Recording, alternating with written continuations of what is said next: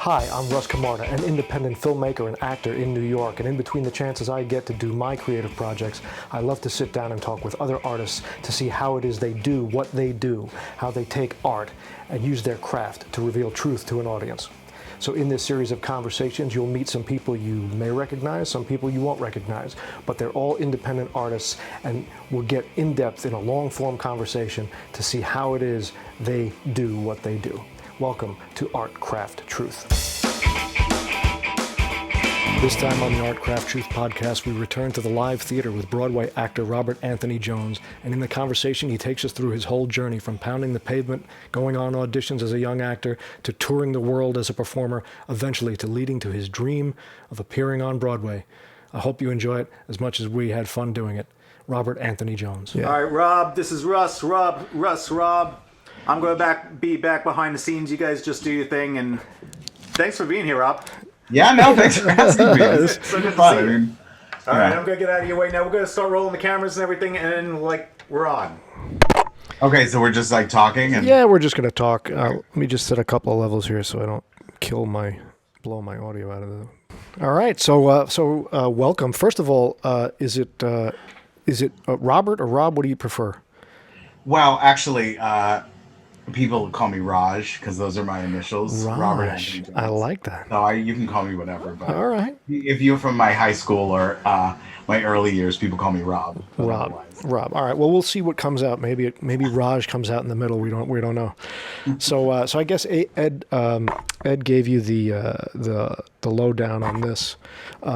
It's just we're just gonna have a casual conversation about basically. I mean, we'll go through your career and kind of all the stuff you've done, but it's really how you do what you do. That's the whole gist of the thing. Is I want to give people an idea of what it's like to do the craft, to actually do it. So I don't know how much prep work I do, but I can give you that's non-prep work. Even better. Wait a minute. Go back a second. What was that? It was like a cereal bowl of... It's a measuring cup. This is what I drink my water out of. For absolutely no reason. It's just so you can keep a tab on where the water level's at? It didn't start as that, but then once pretty much everyone who saw me do this made fun of me for it. I was like, I don't know why I do it. I just like to get a lot of water together. But then I was like, but I can actually count... the water going down, so I know how much water I'm getting. That's awesome. I did a Zoom with, this was last year, I did a Zoom with a friend of mine who was doing it for a class, and I don't even realize that I have it, and I started drinking, and I was talking, and I saw the entire class go. I was like, all right, I drink out of a measuring. That's right. Well, I've never seen that before, so I think I'm going to adopt that myself just because it looks so cool. And it's a good conversation icebreaker, which is nice. Exactly. And then it's plastic. I only do plastic, so okay. I can throw it against the wall if I want. Get those PCBs or whatever in there. And all right, so let's begin then. You come once again. You're another one of these fantastic guests that come from my buddy Ed Uther. And oh, really? Yes. He's got me some great folks, and his ID Unleashed Productions, video production company. So you're a Long Islander originally? Where are you from? Yeah, I'm originally from Long Island, Islip. Okay, all right, and, not far from where I am today, right now. So. Oh, really? Yeah, we're in Lindenhurst. Where am I getting you from? In the city? Or? Yeah, I'm in Manhattan. Now, very nice. We're on the same train. That's right, the same train line. Right. Same local. So, growing up out here, were you always? Did you always want to be a performer? Was it from little kid kind of thing, or no? I mean, sort of. I actually wanted to be a teacher when I was younger, and then my sister. I tell this story everywhere. My sister actually, it was her senior year, and they were doing Oliver, the musical Oliver, yes, at the high school, and she said, "Why don't you come and audition for it, and then we could do the show together." And so I did, and then I realized that I could sing, and I got called back for Oliver. Wow. And then I got the understudy for Oliver. And then, which was fine.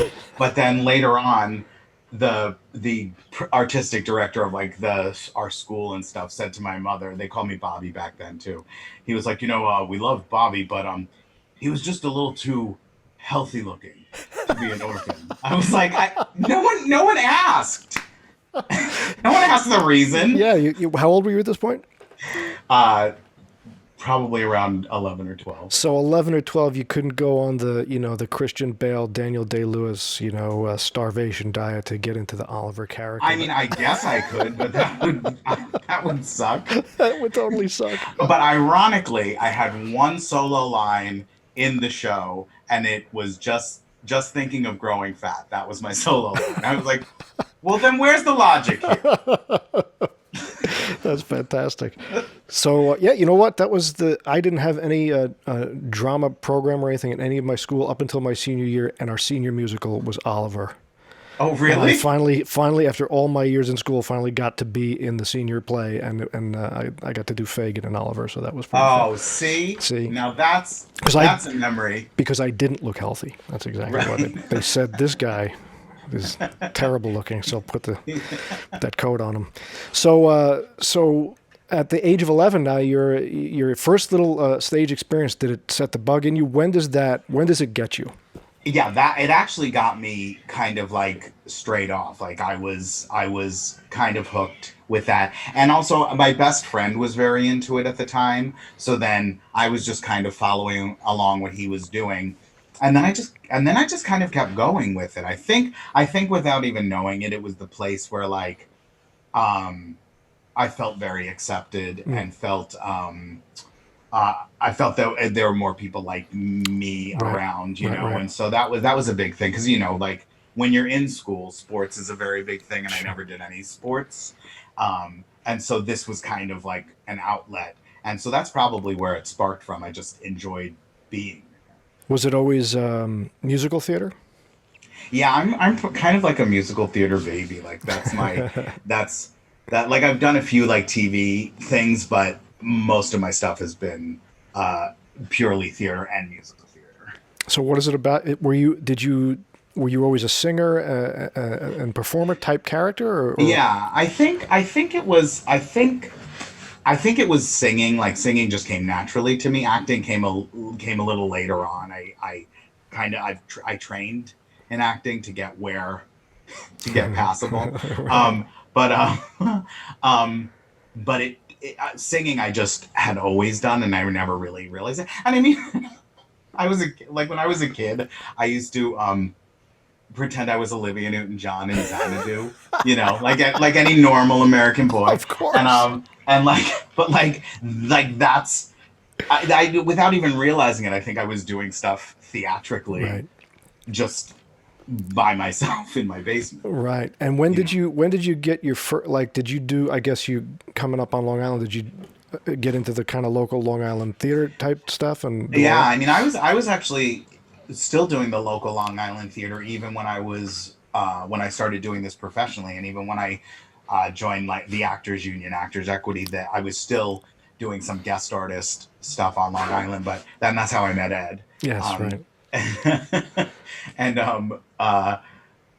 that actually really helped to shape me and hone. I also went to school at Hofstra, right? And that was a huge turning point for me as far as like performing and acting and stuff. Was that your first sort of formal training as an actor? Or did you do classes and things before that? Or yes, no, that was like and I'm not an it's terrible to say, but I'm not really a classes type of person. I should, I do take voice lessons, and I've taken voice lessons since I was younger. So that's something that I do, but I don't do as many acting classes as I should or could. But yeah, that was where I really got my formal training, and because I don't think I really took anything singing wise. I'd done lessons forever, but acting, I really started at Hofstra. Well, a lot of people don't know, the general public doesn't know, is especially in theater, musical theater and straight dramatic theater, they're a different animal sometimes, and they have different inhabitants of those places. You can talk a little bit about that. What did you find the difference in those two things was? Well, the main difference when I do a straight show as opposed to a musical is I sweat like 1,000 times less. That's the main one. I love doing a straight show. It's like, and I actually like to act. I'm usually hired for the comedic roles, which I'm not. That's been my meal ticket, so I'm not. But I love to get into the meat of a role, and a lot of the times you can do that a little bit more with a play. So that's not nothing that I mean that you always have to have truth and everything, but with a lot of the musicals, there's a dance break or there's Right. fluffy dialogue, or which is also has its place too. I mean, that's actually what people really come to see. So I Right. think that musicals get a bad rap because of that, but it's really what everyone wants to go see. But when I do theater, I'm able to just focus on the text, whereas when you're doing a musical, you're you're like, oh my god, I have this costume change. It could be like a 30-second costume change. You're like, Right. okay, I have to breathe during this dance. They want me to dance again, and Right. I have to sing and breathe. So there's a lot more that goes with it. I I tend to relax maybe a little bit more with a play. Right. It's interesting. There's a because I've only done one musical in my life, other than back when I was in high school, but everything else was straight theater type stuff and film and things. And I remember I did a production where of a Shakespeare play where I brought in an opera singer to do a bit, an opening bit, and his impression of the straight theater was like the straight theater person's impression of the musical theater. It was like, it's like, oh, so you guys are just having fun here. This is just a party. So Right, that was always exactly. my impression of musical theater. It's like, wow, everybody's having a blast, and I'm sitting in the corner being an actor, and they're all having a great time. Well, that's what I love when I come out the stage door and people are like, "You look like you're having so much fun." And sometimes, and I am, but a lot of the times I'll be like, "Well, that's what they're paying me to do." Right. So it is fun when they pay you. Right. It's a pretty good gig. So at Hofstra, so first of all, before Hofstra, was that when you were doing kind of the local stuff before you went to college, or was it after? When did you get on stage where you're consistently being on stage? I was because in probably in high school I would consider like that's when I started getting because Long Island, as I'm sure you know, has a lot of like kind of semi-professional Right. theater where Yeah, you little get regional paid some things. sort of Yeah, a right. stipend for it, and it's not really community theater; it's kind of in Right, between, right. and so that's when I started that in high school, and I would mostly just get ensemble. I'd get a part here and there, but then once I graduated from Hofstra, I started to get more roles Okay, and I would do Long Island theater and then audition in the city right. for Well, let's go professional. back. So, all right, so that sets the frame a little bit. Let's go back to Hofstra. So, what is the stuff that they're teaching you there? What are the kind of craft things you're learning there?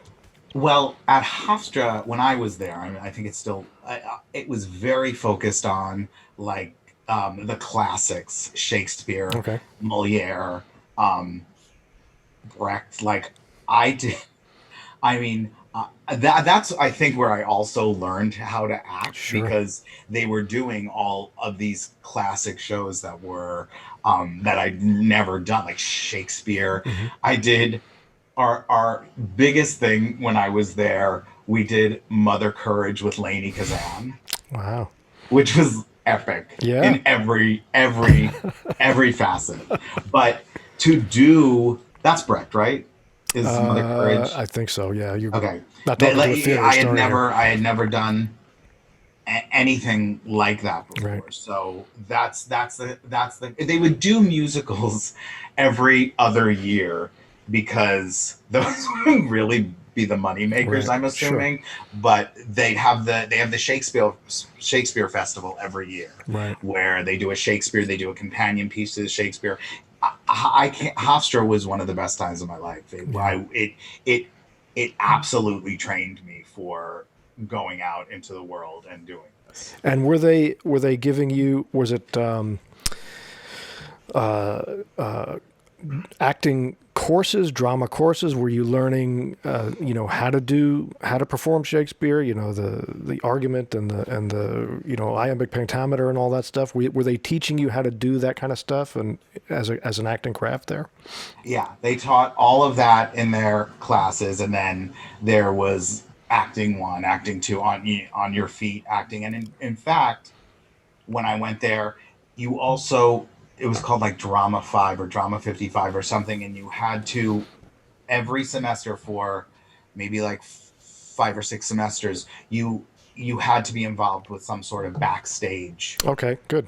aspect of it too, whether it be the stage manager or costumes or set or something like that, and you had to do that as well as do your other onstage stuff, which I think is essential for making you a well-rounded performer Right. and respect everything going on around you. What were one of the jobs of those that you developed a lot of respect for? I mean, where you went, wow, One this is what you did? specific one that I remember was I loved doing costumes. I was in the costume shop a lot, and I also did props.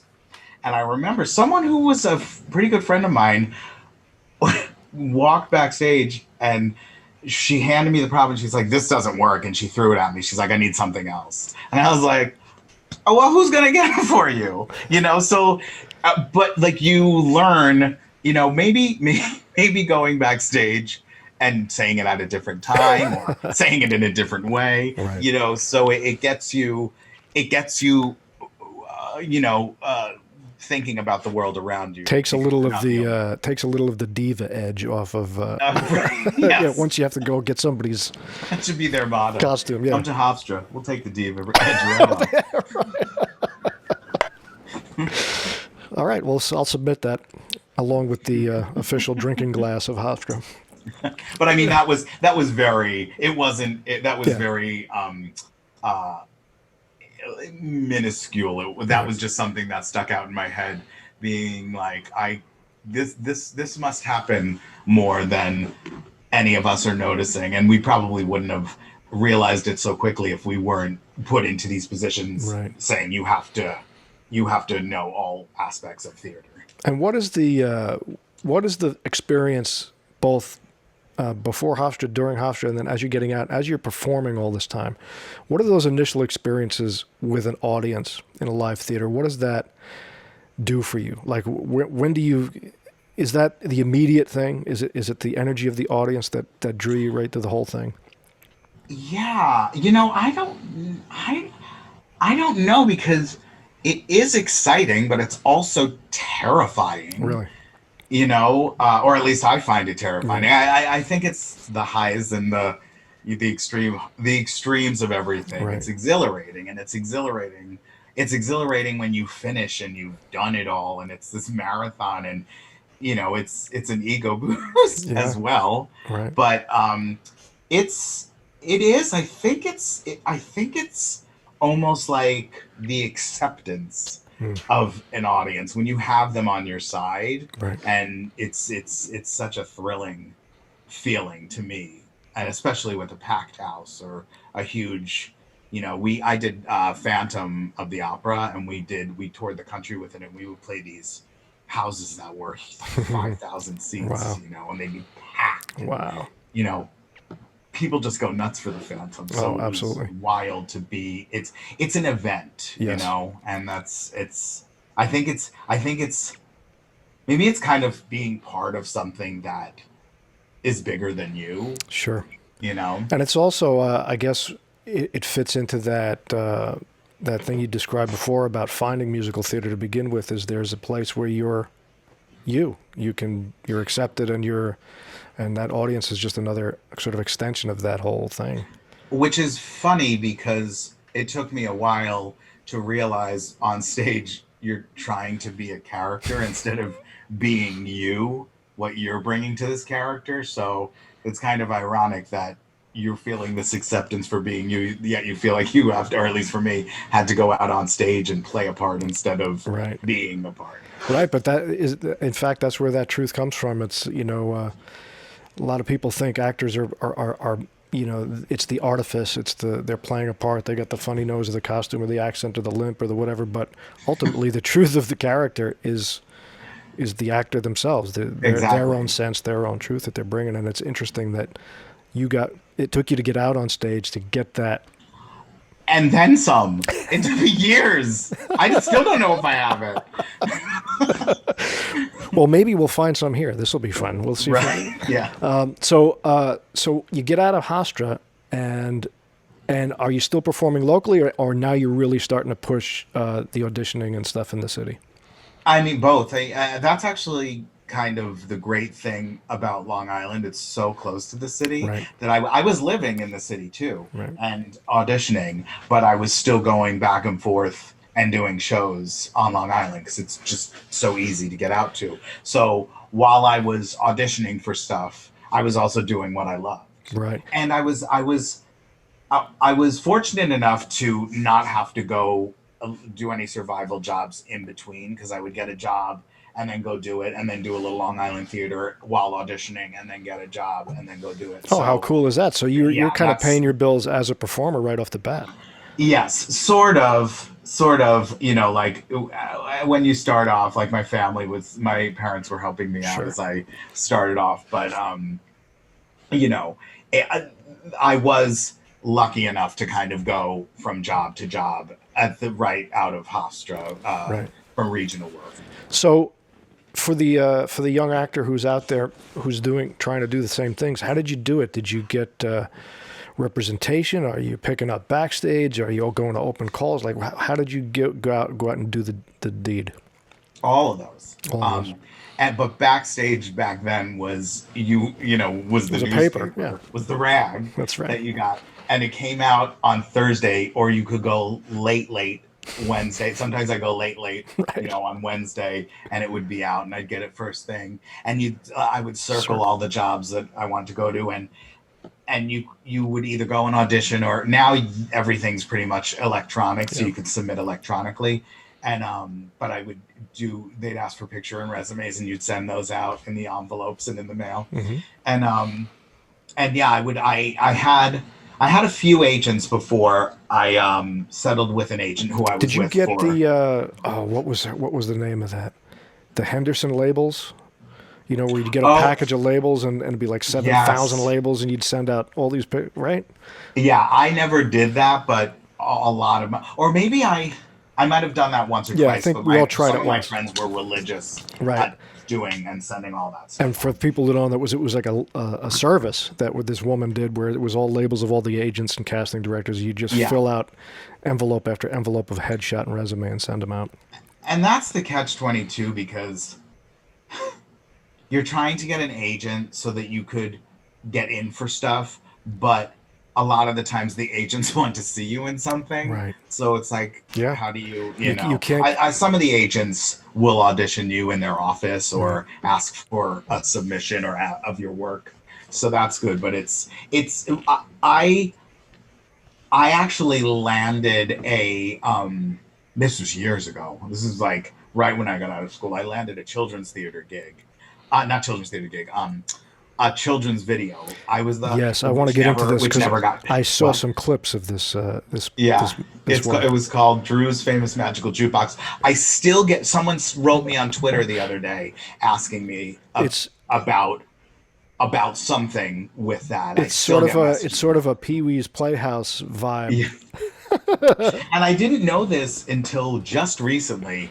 The woman who played there's a witch doctor part on there. Yes. And it's oh God.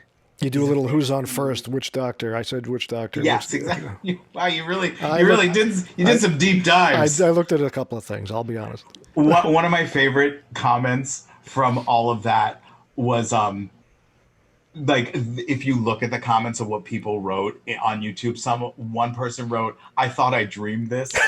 Like, this was my childhood. I thought I made it up. Someone wrote, "Well, there's 4 minutes. I'll never get back again." But oh God, there's a famous comedian, and his wife is famous too, and she was the witch doctor on that. Okay. And I didn't realize that until just recently. Wow. I wish I remembered. I keep thinking Zach Galifianakis, but I'm thinking I'll find it. We'll put it in here later. Yeah. Oh, that's so that. So you, how many of those did you do? It was like a We half did- hour type thing, or how long? Yeah, it was. I think it's an hour each. Okay. And we did two of them. So now it's a series. But we did a dance along and a sing along, and they shopped it around, and no one picked it up.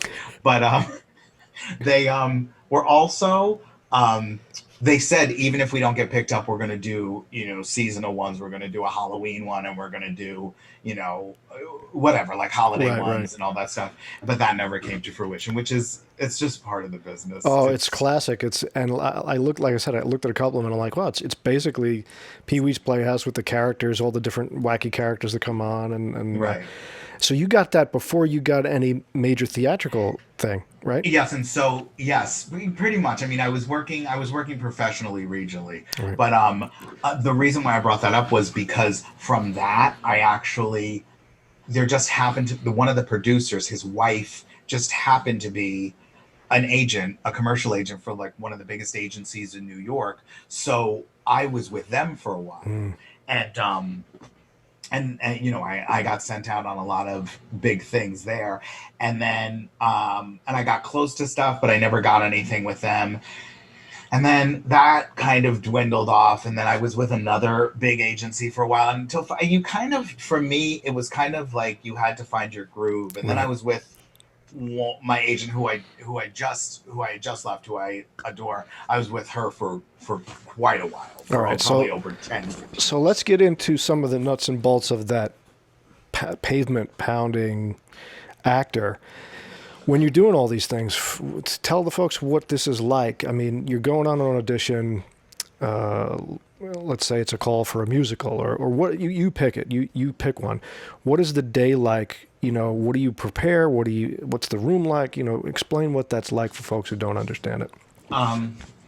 Now I'm trying to remember because we haven't done it for like a year.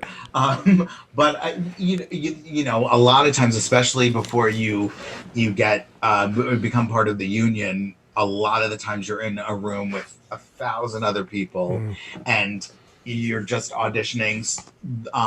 It's very quick. Sometimes Preparing like bars of music type of thing for. Usually get like either 32 bars or 16 bars is kind of standard, and sometimes they'll come out and they'll be like, do 8 bars, which for people who don't know, that's nothing. I mean, you can barely get in the door with 8 bars.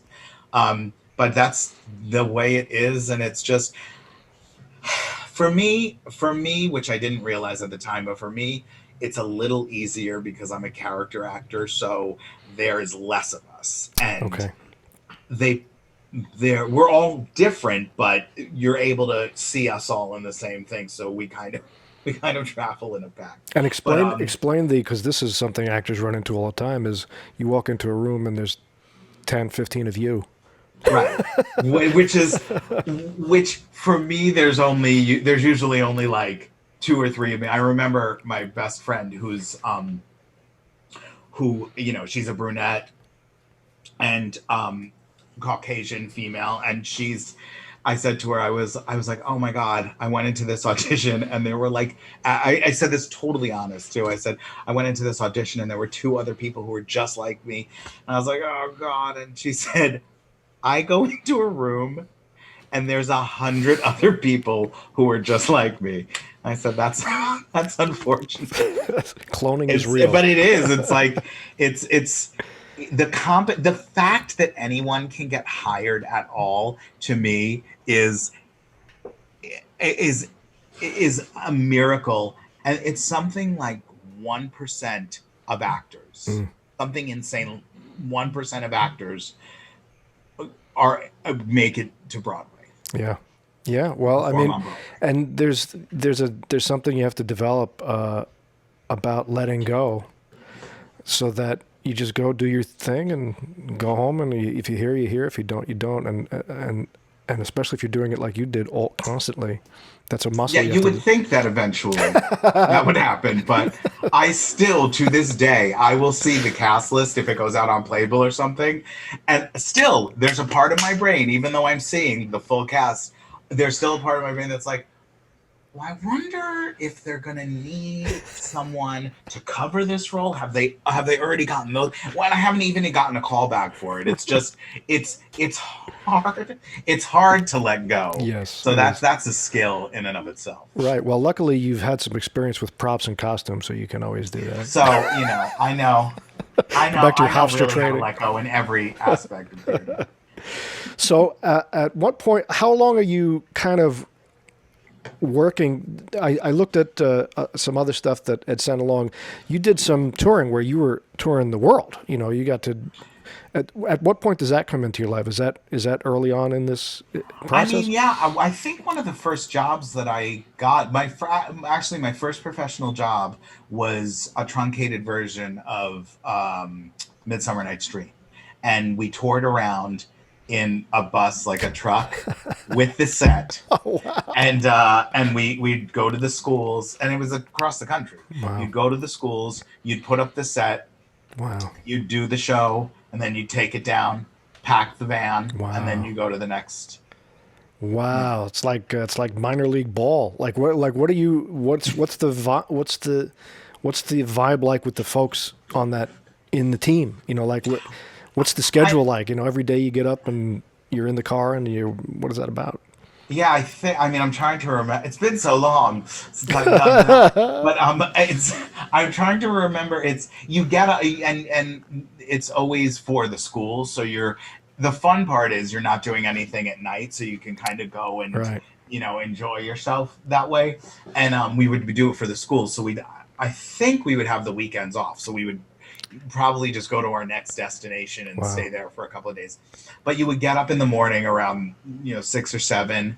You get ready, go into the school. You'd have to get like the badges and then go in, set up everything, and then do the show. Sometimes we would have a Q&A after with the kids, which was always Wow. fun. And yeah. What an experience! I mean, that I would imagine that that kind of stuff informed you for all the stuff you do later. Just the different cities and just the grind of it. Yeah, I mean, it also informed me that I would Never do it literally again. do anything to act and perform. Right. There was one horrific.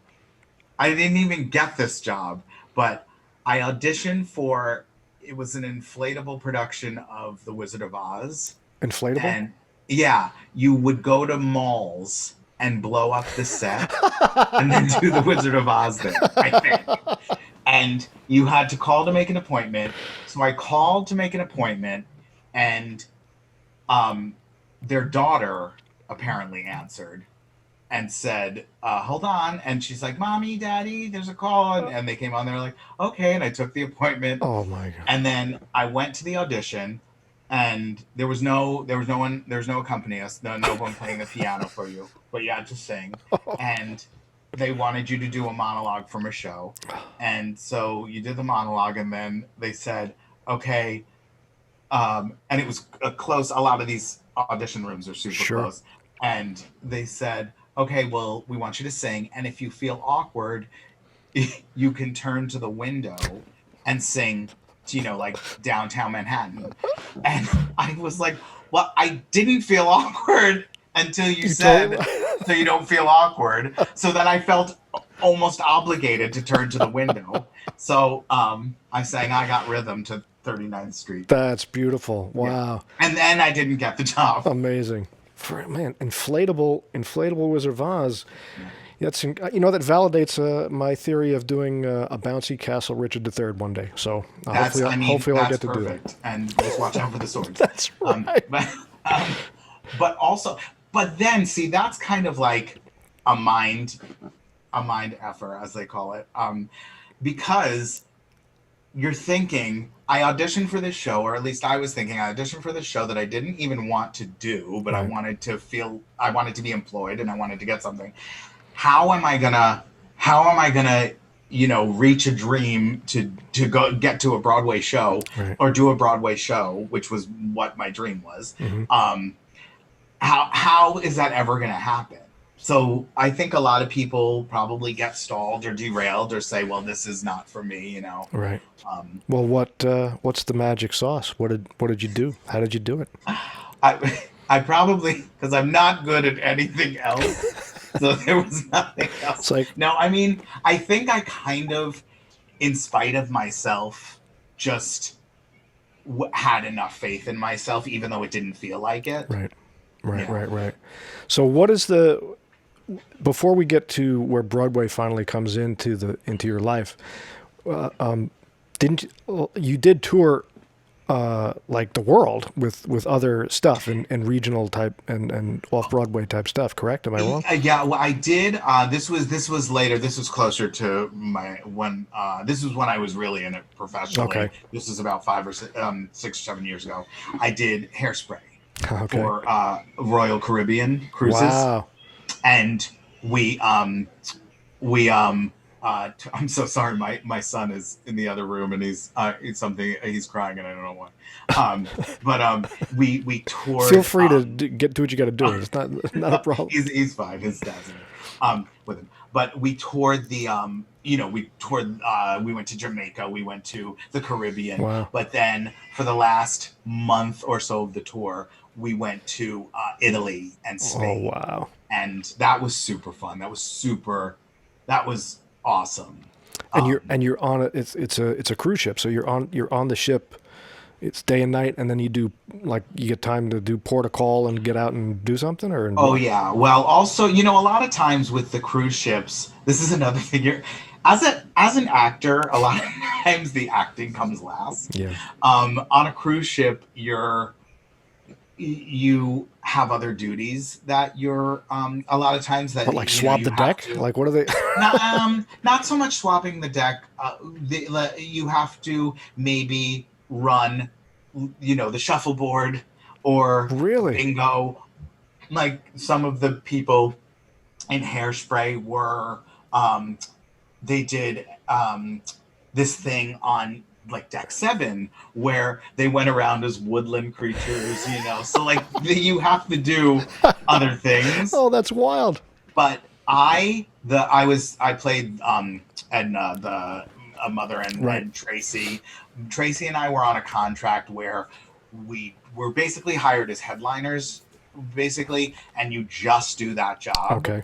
And we did a cabaret called Tracy and Edna Unmasked because you're in drag, but that was it. And so for us, we would do 3 shows a week at the very beginning of the cruise. Sometimes, depending on what week it was, we'd do 2 shows, and then we were off Wow. for the rest of it. So we had plenty of time to go sightseeing. We saw all of Italy, Wow. all of Spain and Barcelona. I mean, it was incredible. And So what was the contracts like? Like how long you were out doing these tours? You're in rehearsal for like about a month and change, and then we were on, I think in the entirety of the contract was about 9 months. Wow. Yeah. Wow. But that being said, a cruise ship, if you get the right gig, which this was the right gig, is a very lucrative job. Like Wow. we had just gotten married. We needed to get some money Sure. back, and we got, that was a very helpful job. That's incredible. Yeah, that's something that I don't think a lot of performers know too much about. Is that whole genre of stuff is going out on a cruise ship and doing that kind of Yeah. stuff. And they're doing more. Cruise ships used to be more kind of like variety shows and reviews. Right, yeah. And they started more and more. They did Chicago on one of the cruises. They did After Midnight, which was on Broadway, which I think the director and choreographer who won the Tony for that said it on the cruise ship as well, if I'm not mistaken. Right. And so they're getting a lot of like big Sure. names. It'll be interesting to see what happens to that industry now as we get out of this whole mess that we're in. But I'm sure once we turn the corner on this, performers like you, there's going to be just a hunger to get to see live performance again. I hope so. I think so. I think it's a pent up thing that'll eventually it'll explode for artists and performers. And Yeah. so your dream is Broadway, and you're a working actor and you're plugging around. Let's get right to that. When does that? How and when does that start to look like it's materializing into something real? Well, for years it kind of was. I was getting called back for stuff, and I was getting in for stuff, and I was, I was doing well, my first big show was off Broadway at the Lamb. This was years ago as well, at the Lamb's Theater. Lamb's Theater, right? Did which is, I think it's now defunct, but it's I think, that it was historic. Like Mark Twain used to go in right there, and I did my first gig, The Prince and the Pauper, there. And like we did the cast recording, it was the original cast, all of that. So that was back in, I think, 2000. So that was a while away. So when you're in that production, are you thinking this is going to go? This is going there, or you just sort of? I mean, I know there was talk of it. I think, actually, if I'm not mistaken, I think it was poised to go to Broadway, and 9/11 happened. So I think, that obviously changed everything. Yeah. Changed the direction of it. But then they steered it to the Lambs, which it actually ran for like 2 years. So I mean, it had a pretty successful run off Broadway. But I don't think anyone really thought, because when they brought it to the Lambs, they truncated it. It was a huge show, and they truncated it to about 12 people. So we were, I was 3 different characters. And so I don't think we thought it was going to, and that's kind of like, when you're doing a show off Broadway, it's not, to me, it's like, that's like a dream to transfer, but most of the shows don't. So I think you're kind of just hoping for the constant employment. Right. But, and then, then I work regionally, and then I auditioned for, this is one that I was wondering if we were going to bring it to Broadway. I auditioned for, it was a musical version of 101 Dalmatians. Wow. But it was based on the book, not the movie. Okay. And I did that, and Jerry Zaks was the director, he's like a huge director, legendary Broadway director. Right.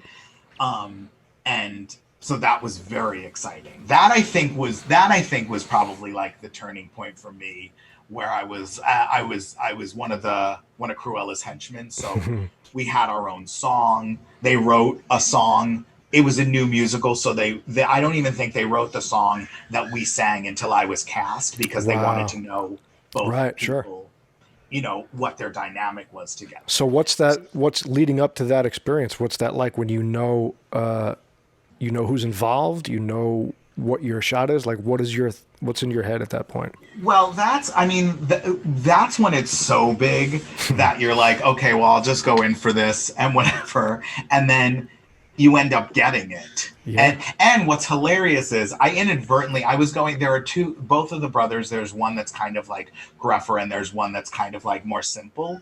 And I was going in for the simpler character, and I did the research on it too. I thought I was going in for the other brother. And so I did the entire scene like the other brother. And then Jerry comes up to me, he's like, darling. He was like, that's great. He's like, I can tell you're a good actor. I can tell you know what you're doing. He was like, but your character, of the two of them, your character is the simpler.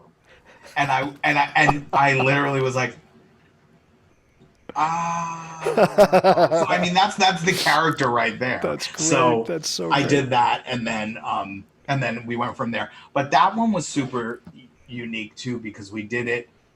Everyone who was not a dog, there were human dogs and there were dogs, but everyone who was not a dog, we did it on stilts. Oh, wow. Because it was in the view of it was in the view of the dog. Yeah. Wow. And there were actual dogs? Yes. Oh, I don't think we didn't start off with actual dogs, but then I think they were like, let's bring in dogs, because everyone loves kids and dogs. Oh yeah, so except unless you're working with them on stage, which is that's my question: is there's dogs running around? The hell is that about? I loved it though, because I'm a huge dog person. So there was a scene where we were supposed to be carrying them out in the back while Cruella de Vil was in the front, trying to sing something while we were taking them off, and I was loving it because I got to hold it. So, all right. So now you're in it, and I assume for that audition, even though you picked the wrong brother, you didn't have to sing out the window, which was good.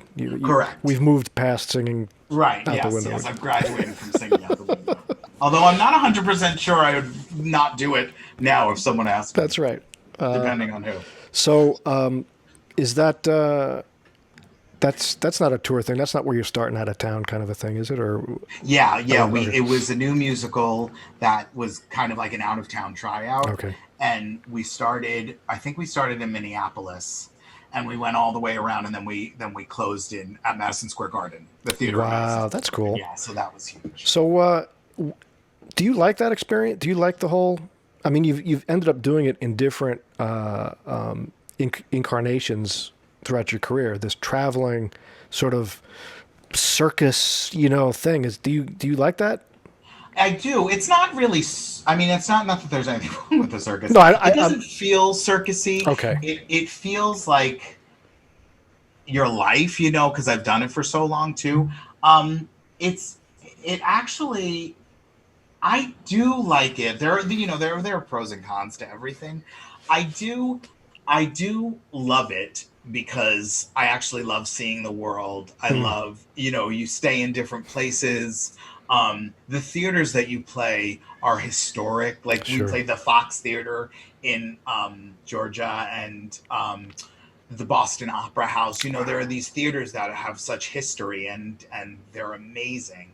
And so that part of it is amazing. And like I said, the theaters across the country, Broadway is so huge in your head, but the theaters aren't that enormous, comparatively. Right. So you go to a theater in Oklahoma City, and it's this 5,000 seat theater and it's all filled, and there are tiers, and it's pretty spectacular. What is that? Going to the different theaters, I think, is the big. What is the feeling? What was the biggest house? Can you remember the biggest house? Probably, I like. You mean the seat? What capacity? Probably like 5,000, 55. Wow. Yeah. So when you're first of all, when you walk into that theater pre-show, are you thinking to yourself, Jesus Christ, what the, I mean. Yeah. I mean, it's huge. But the good thing is you also, that's the fun part of it too. When you get to a new theater on tour, you go in, you get the lay of the land, you get to see the theater, you get to walk around. On my Phantom, my first entrance was in the front of the theater, like in the audience. Right, so right. I had to find my track, what way around. So that was always very cool going to a new theater. So but it is hard. It is hard being away from the family. Sure. I would have my family come visit me, and also the thing about theater, like for example, Phantom, that show was so huge that we would always have 2 days off, if not 3. So we would have Monday, Tuesday off, or we'd have Monday, Tuesday, Wednesday off. So we'd fly back, come home for a couple days, and then fly, back to wherever the theater was. So it's doable, and also it's that to me was the best job. That's one of the best jobs in the business. If you're doing theater, getting a show like Phantom or The Lion King or Wicked, something that is Lord Les Mis, something that's long running that people go nuts over. That's part of the dream. It's hard to leave. So the Phantom tour though for you came after your Broadway debut, right? So we're gonna get after. I'm gonna circle back to that, but just to finish on some of the audience vibe stuff, the energy of that amount of people, is it, and the different cities, are the audiences different? Like even in a regular run, Friday night's different than Saturday night, but when you go to different places, do you notice a difference in the reception, in what hits, what lands, what doesn't land? I don't think there's any specific day, like as far as a Wednesday as opposed to a Saturday. Right. Well, aside from the days, I mean, just the actual cities, the different cities. places do the same jokes land? Do the same songs get the same response in Oklahoma that they do in? Yeah, I would say pretty much, especially with Phantom. Not the Phantom's a laugh riot, Right, but exactly. the songs. It's hard for Phantom because it's so iconic Sure. that people just, it's so steeped into the fabric of musical theater Right. that Right. everyone knows the music of the night and the Right. Phantom of the Opera, and so it would. Yes, I would say it was pretty much for at least Phantom across the boards, like whatever city we went to, the reaction was pretty much the same. And the wall of sound that comes at you from the Wow. end Wow. when you're bowing is crazy. Wow. That's intense. I think that's the biggest thing with having the theaters across the country that are so enormous that when they're showing you how much they love the show, it's just ferocious, in a good way. Do you get? You mentioned coming out of the stage door earlier. Do you get the chance to do that ever? Where you see audience members? Do you get fans, for instance? Do people talk to you about things? Oh yeah. Yeah. Uh, everywhere. Like, there was one woman who came to see Phantom 99 times. Oh God. It was crazy. And I have a little Lego of my character that was made, and I have a doll of me that was made of when I did my Broadway show. Right. As well. And you have artwork. Wow. People now follow you on Instagram and Facebook, which is very cool. And they'll tag you in something, Wow. or they'll draw something and tag you in it, or there's a lot of fan art. Wow, that is pretty cool. That's got to be. Yeah. That's got to feed the dream quite a bit to see that. Yeah, kind of stuff. and it's also nice that, especially nice that you can reach people like that. I Yeah. think that's probably the main reason why I do this, or why it's been the constant in my life, is because I feel like you're reaching people. What do you think? What do you think is happening there? What's the role of the artist reaching to that audience? What do I you? think it's just the connection of the live theater experience. I think you're very exposed when you're up there. You're kind of, if you are doing it truthfully, you're giving who you are up there. So I think they probably feel a connection to you, like they know you, Right. So I think, and I don't think that's very far off either. I think they are getting to know you because if you're doing it honestly, or as honestly as possible, that's probably about as close as they probably know me better than some of my friends know. But it's a very truth. I feel like theater is a very truthful, as even as broad and as fabricated as it can be. At the heart of it's a very truthful career. Sure. I mean, that's our job, right? I mean, we want to share some essential part of the human experience with other humans in a way that they don't necessarily get to do every day. Exactly. I think that's actually a great point, because it's something fantastical to them. You know what I mean? Right. It's something so not overblown, but it's something so enormous that they're able to be a part of. Right. It's hyper real, but underneath it, there's a truth, a human truth that they can identify with. Yeah. It's like, oh, that's me. I felt that way. Whatever the song, whatever the performance, if it's true, that it resonates. And especially in live theater, you have all those other people you're sharing it with, all at the same exact millisecond.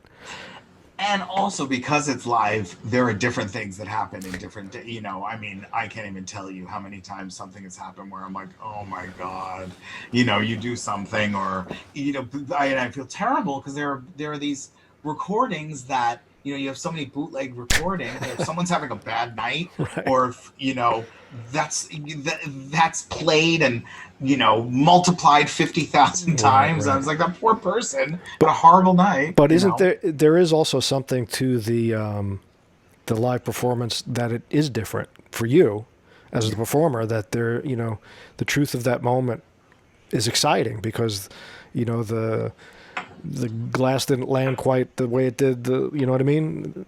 Yes. I think it's the best of both worlds, because I love something. I like having order in my life. So if you're doing a show, a long running show, and you're doing it over and over and over again, you have that order, but it's different every night because you're different every night. Right. Live theater is, that's what it is. Yeah, and that's the juice of it. All right, so let's get you to Broadway, and then we'll talk a little bit more about just what you're doing now and everything. So, what was it? Let's get that moment where you're going up for you're going up for what you know is going to be a Broadway piece. And is this Finding Neverland, or do I have that right? Yeah. Okay. It was for Finding Neverland, and it actually came in a roundabout way because my friend or an acquaintance actually at the time, his name is Josh Lehman. He was doing Finding Neverland at the time, and we're very similar types. And we had met maybe like 15 years ago, and we were both auditioning for something, and he gave me his side, the what you read your dialogue off of. Right. For anyone who doesn't know what it's a piece of the script. Yeah, a piece of paper. Yeah, this piece of the script. And they changed the side right before I went in, and the casting director said, "Do you have it?" I said, "Oh no, I didn't get it." And then Josh was right there, and he said, "I have it." He said, "I just went in and it's highlighted." I was like, "Oh, thanks." And he said, "Hey, I'm Josh, by the way. I see you at these auditions, and I just wanted to introduce myself." And I said, "Oh, hi." So we kept in contact, and then I got a message from him out of the blue that said, "Hey, I'm doing Finding Neverland right now," and he got another 3-week thing at City Center, doing a show there, and he said, "I'm leaving just for 3 weeks." And he said, "Are you at all interested in, if you're interested in being submitted for this, I can put in a good word for you," or whatever he said. Sure. My agent would still have to submit me and stuff. And so, he's like, "It's only 3 weeks. Are you interested?" I was like, "I don't know. I'll get back to you." And so I was like, "Yeah." And then I submitted for it, and I went in for it, and then I got called back. And then there were about 4 of us or 5 of us. And we went to the callback, and we danced first. Mia Michaels was the choreographer, so she came in, and we had her assistant teaching us the dance, but she came in and observed us all and then left. And then we all went in one by one and sang and did our readings of the scene. And then I left. And we all, it's like you just don't know. I just didn't know. Right. A lot of there are some times that for Phantom, I went in and I was like, that felt really good. Right. But this one I was like, that felt good, but I just don't know. Right. And then I went out with a friend, and we went to go get a drink, and I'm looking at my phone. They're like, "It'll never ring if you look at it." And I put it down, and it rang, and I looked at it again, and it was my agent. And so I was like, I ripped the phone out of the wall. I had it plugged in. And she said, "So they want to know how to move forward with you. I'm just trying to get to to see what they're talking about." So I'm like, "Oh my God." So It wasn't maybe 10, 15 minutes later. We went, my friend was like, "Let's change location." And, that'll change the vibe, and you'll get the call or whatever. And so we went to another bar. We were going to get one more drink, and we're crossing 49th and 9th. I looked up because my agent called it, and I picked up the phone. I was like, "Yeah." And she goes, "You're going to Broadway." Wow. So it was very exciting. That because is super exciting. Entire experience was everything I dreamed about. That's what happened. Wow. So the magic trick is change bars in the middle. I mean, that's my advice. Wow. So all right. So you get it. What's day one? Oops. Hey, did I lose you? You're still there. Can you hear me? I can hear you. You're good. Okay. So day one. Is it? What's the first thing they do? And is it a costume fitting? Is it a rehearsal? What's the deal? Well, what was funny was it happened so quickly first of all, they say an offer is coming, and it could take a couple of days because it has to go through everyone to sign off on it, and then they call you with the official offer. But once the official offer came, it was like a few days of me being like, and then the official offer came, and it was like boom, boom, boom, boom, boom, and within a half an hour, I had to get in my headshot and my headshot, my bio, and the stage manager called me. Actually, let me stop you right there. Just back up a second. So, in that process, you're going to Broadway. Are you telling your agent, I don't care what you got? Like what? When this offer process is going, do you even care what she's doing, or like, are you like, just get this done? Oh, you mean like negotiating? Yeah, like. Yeah, I was literally like, if they want me to pay them, let's do it. Okay. All right. Okay. Like it's so funny because there was, as far as that went, I mean, it was my first time, so I was like, there was no negotiating. Exactly, that's what I would be whatever thinking. You want, right? I'm good with. All right, so they get you, within immediately. You got to send in bio, all that stuff. That's where I left. Yeah, and then the stage manager called and said, "Could you come in tomorrow for a harness fitting and for costumes?" Because I flew in the show. Right, Peter Pan, right? It's yeah. Like that was kind of the gag of Act 2. The curtain came up, and I was supposed to be John, whoever the littlest Peter, Wendy, Michael, John. I think I was whoever the littlest was. That's what I was supposed to be.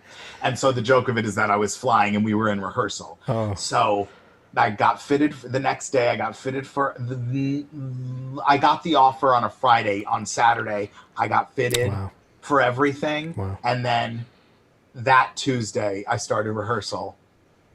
So you walk, first of all, you're living in the city, right? At this point? Yeah. How'd you get to the theater?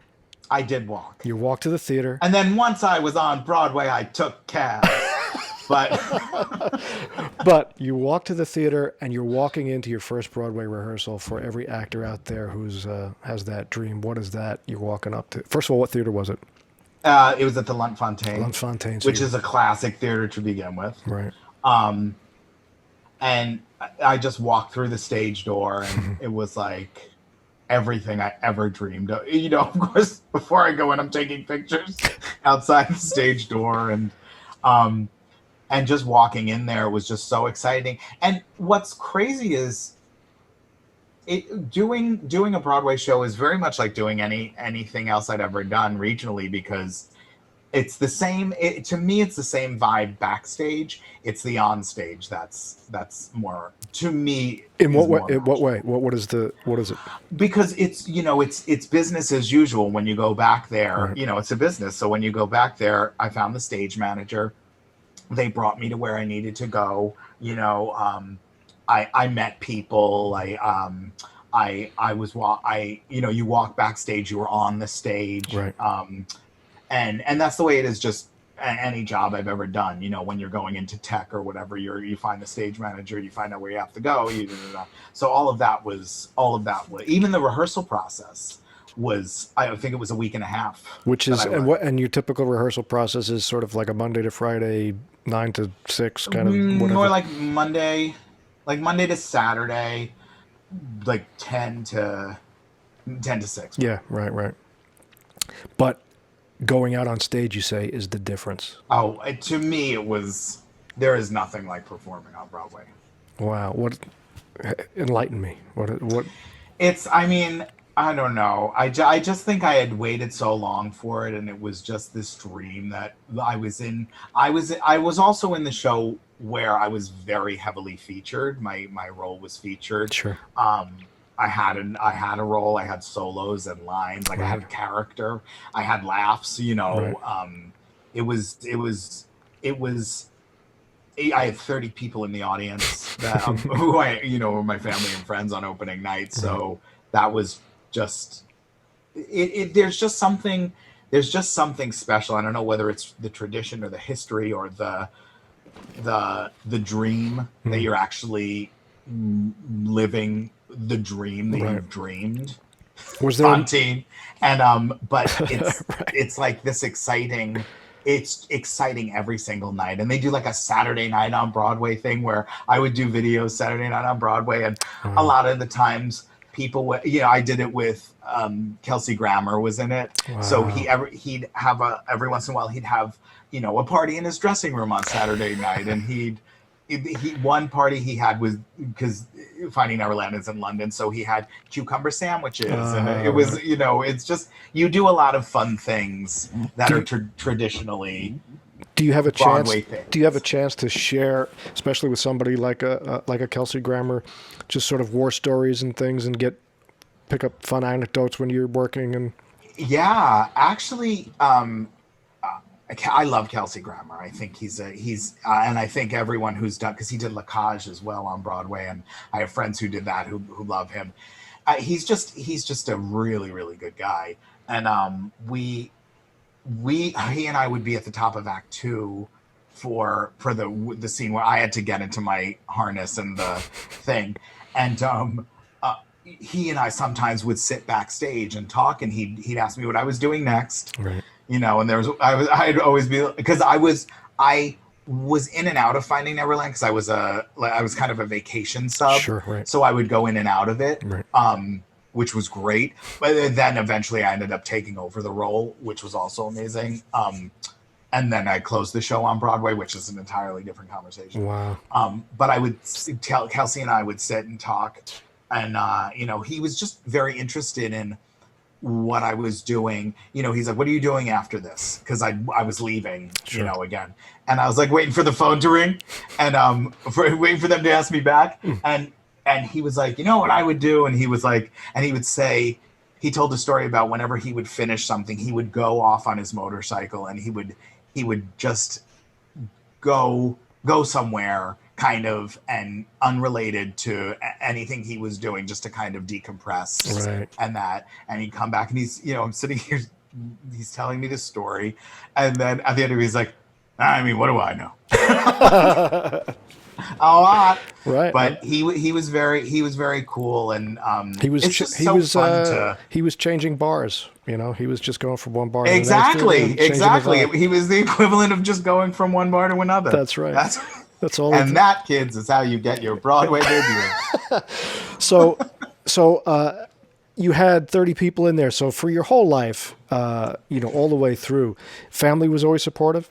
Very supportive, thankfully. Yeah, and that makes a huge difference. It makes all the difference in the world, I think, because I probably, and for a lot of it, I probably couldn't afford to keep doing it if they weren't helping me, kind of get the training wheels off. Right.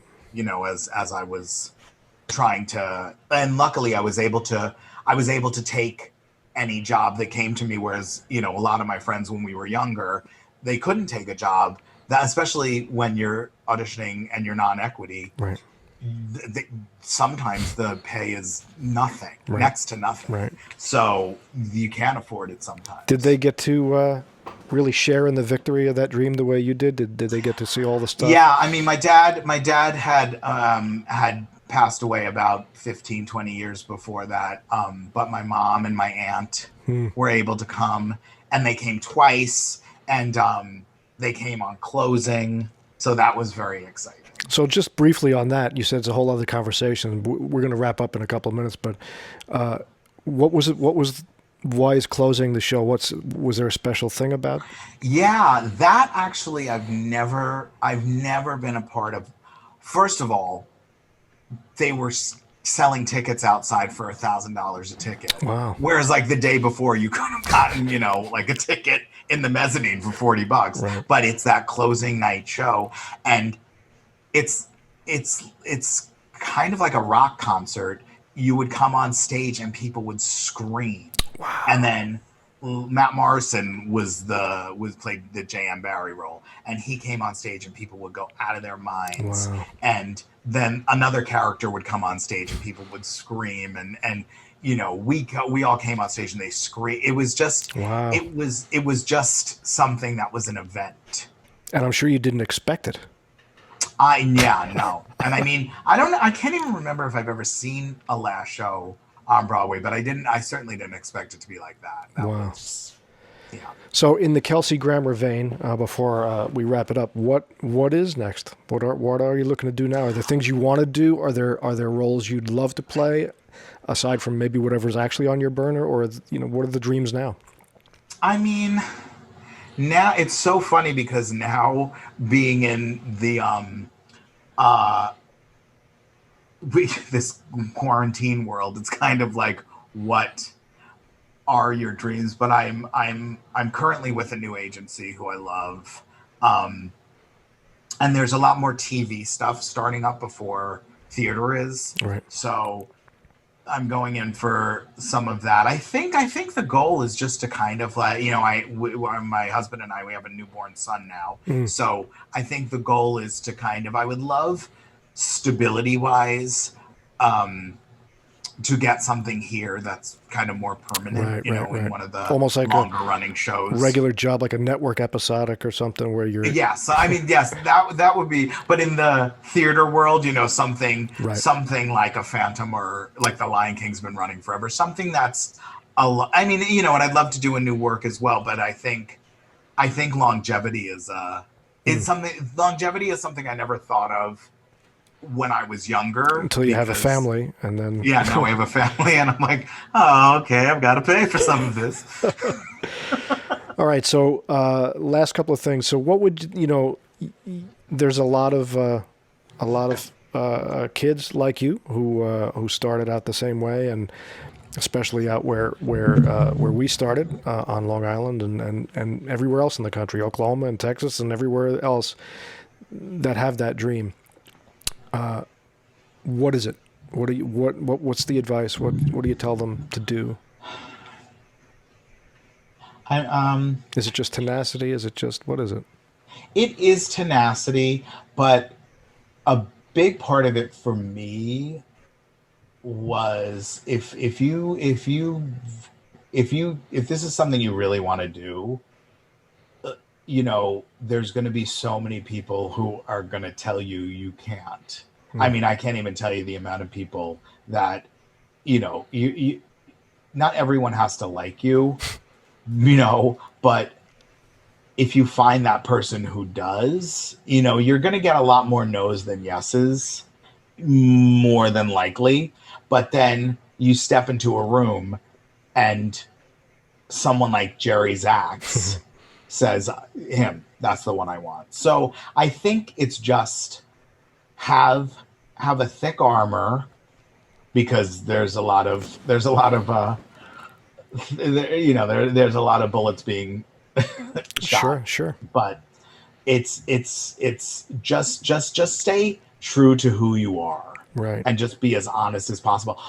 This is my advice. This is really my advice. Okay. Be who you are, because for so long I always tried to emulate, Nathan Lane or Zero Mostel. Sure. And only you, that's just a fabrication. Only you can bring who you are. So find your quirks and make them, bring them to the forefront. Don't hide them. Be who you are. Be so uniquely you that, like no one else. Right. You're just going to be known.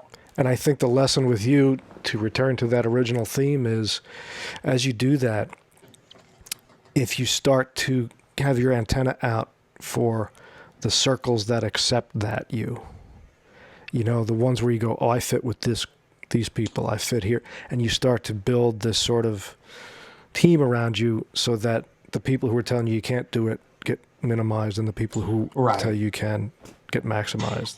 And I won't want to, because they exist, and a lot of times there are people who can give you some beneficial advice. There are times along the way too where I would get offended that someone said something, but they were really trying to help me. I was like, well, they were right about that, if they were critiquing a performance or saying something about me. So also be open, be easy to work with, and be open. That's a huge thing. Right. Well, my friend, I really appreciate you taking this time.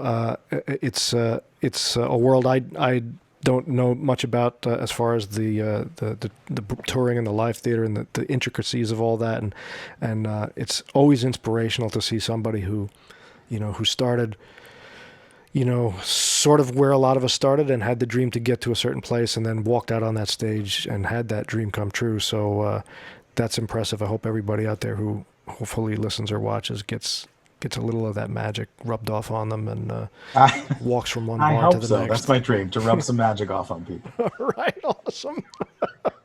Thanks so much. I appreciate it. Thank you so much. This was fun. All right, Ed, come say hi. Ed's going to come around and say hi here. Hey. There he is. He's coming. Jonesy, so good to see you. So good. Ed, what are you doing back there? He's we're live cutting the cameras, so Ed's actually monitoring the audio. The guy in the booth. He's cutting it. Boy. Yeah, it's a whole production. So look at you. But been a long time. Hopefully I'll get to see you in person again before too long. Yeah. So probably at the stage door I'll be. Waiting for you. And if I see you, I'll hopefully say hello, Ed. Good. It'd be nice if you want to sign something. That's fine too. Yeah. All right. All right. So good seeing you. Thanks, Rob. Thank you so much.